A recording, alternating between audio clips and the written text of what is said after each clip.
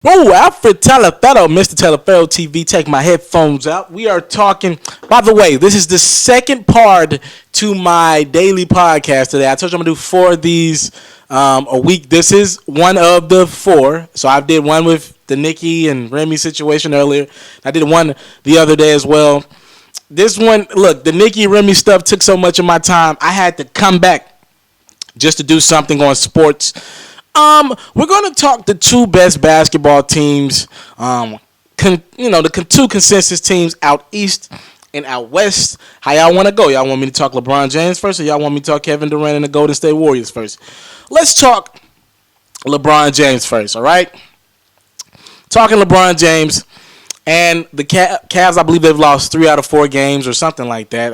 They're struggling, right? They're struggling. And I think it's ironic that with them struggling, LeBron James in his 14th NBA season is still carrying this team. His plus minus, ladies and gentlemen, 6.90. That lands him third in the NBA. His win shares, 13.45. I think that's second in the NBA as well. It is second in the NBA, win shares. All right? What does that mean? I don't think people understand what I'm talking about when I bring LeBron James' name up.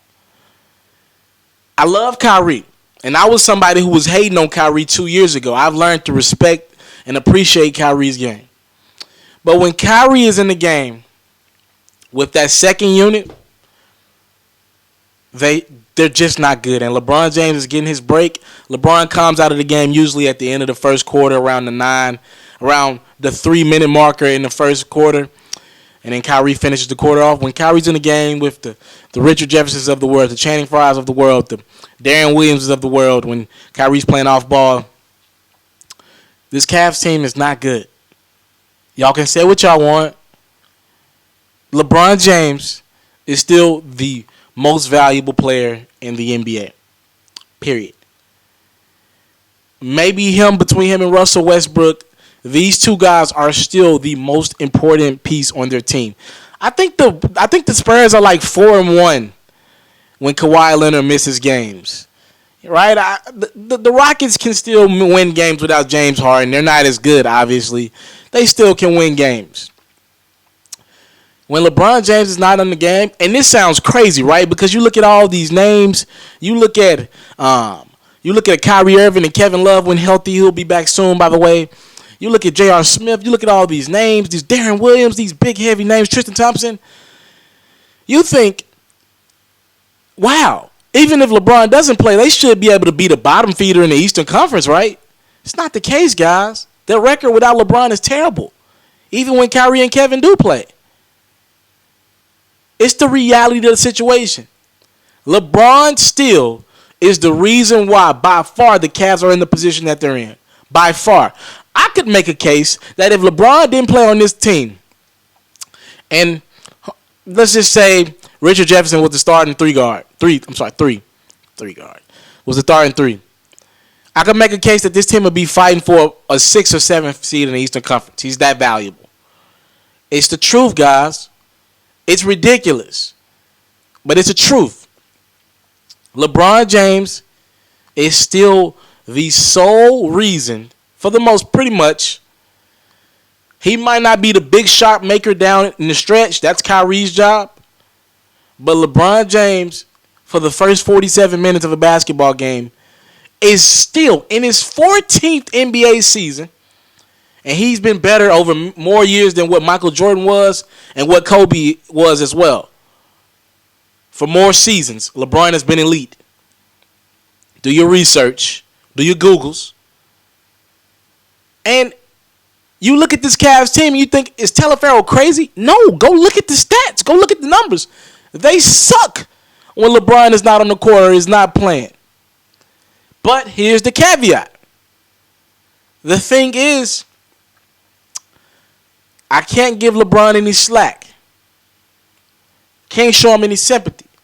Because two of the biggest reasons why the Cavs are in the position that they're in is because of LeBron James wanted players. Two of his closest friends in the NBA Not the closest. His closest friends are Dwayne Wade and Chris Paul and Melo. But two of his closest friends, two of his closest teammates that he's ever played with,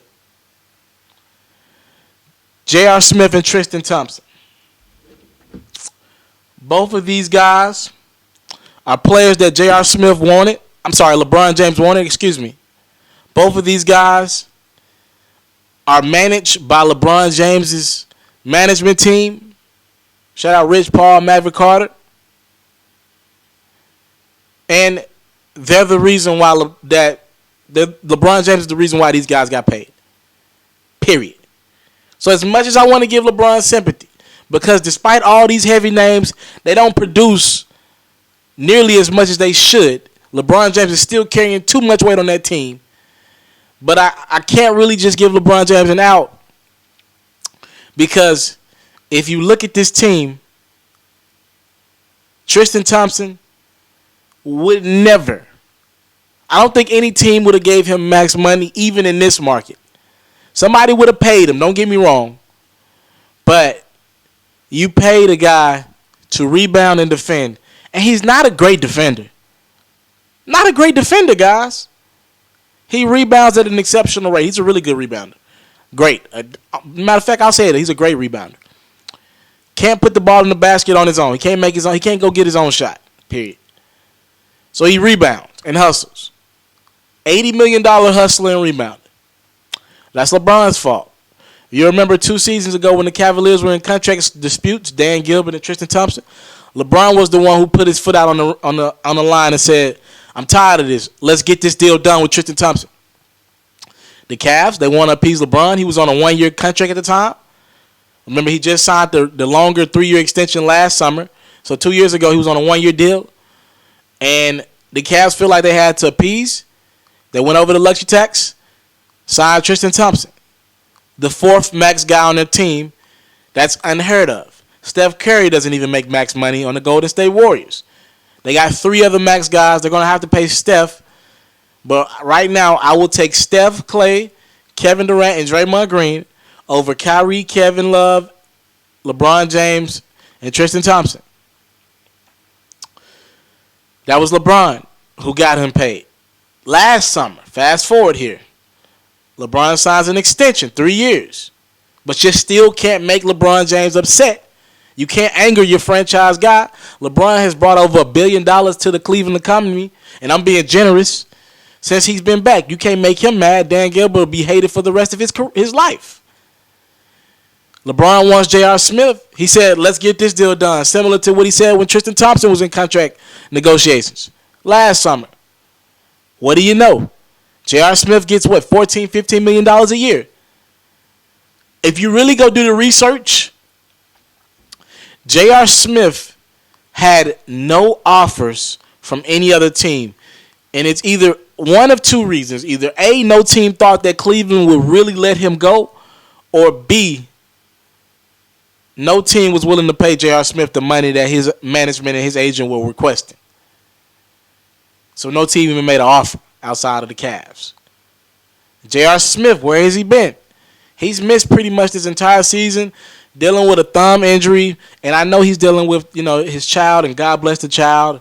I know the child is, he has an infant child, and she's very underweight, and God bless his child, and everything going on with him and his wife. God bless that situation.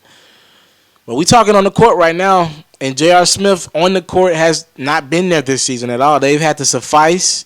They got my man Jordan McRae released. Tried using Liggins. He didn't work out. Kyle Korver seems to be the guy right now, and if not him, they're just moving around. Shumpert's been the guy the last few games. Here's the thing. LeBron got both of these guys money. So, yes, you might look at this team and be like, oh, my gosh, Kyle Korver, he doesn't play defense. Oh, my gosh, Kyrie Irving, his defense is suspect at the time, but he's an incredible player. He's an incredible player. Tristan Thompson, suspect offense game. Matter of fact, not even suspect, it's not there. Kevin Love, been out for most of this season. Richard Jefferson, he can't compete every night. And another guy that LeBron James wanted, and it's the reason why he's still around the league, James Jones. He can't play like that. He can't play night to night. Just not who he is. Older guy, he's a specialist, a three-point specialist. He's a situational type player. Darren Williams can't play a lick of defense, man. Period. He can get the ball to Kyrie or LeBron as a distributor, as a point guard, and it's what they wanted. But from a defensive standpoint, it just ain't there with Darren Williams. And his offense is suspect a little bit too. We can go down this Bogut, injured for the season. I mean, it's a lot of stuff going on in Cleveland. But the big gist of it is the fact that LeBron wanted these guys who are not, J.R. Smith, not the player that he was. And I like J.R. Smith. Has not sustained the health. Maybe these guys have had a championship hangover from the standpoint of feeling themselves a little bit too much. And he has guys that just don't give you enough. A lot of guys whose name is bigger, Tristan Thompson, Khloe Kardashian, we get it. Champion, we get it. But a lot of these guys' names are bigger than the actual production that they put out. When we come back, I'm going to be talking Kevin Durant and the Golden State Warriors. And are the Golden State Warriors better without Kevin Durant? Should they have never made the move? We'll be back. If you're looking to book me for an interview video or by phone, if you're looking to have your music or your skill featured on my daily podcast, if you're looking to book me for a speaking engagement to help motivate some kids, if you're looking to have me rock some of your clothing to help promote your brand, make sure you hit me up at booking@mrtelefarrell.com. Again, that's booking@mrtelefarrell.com.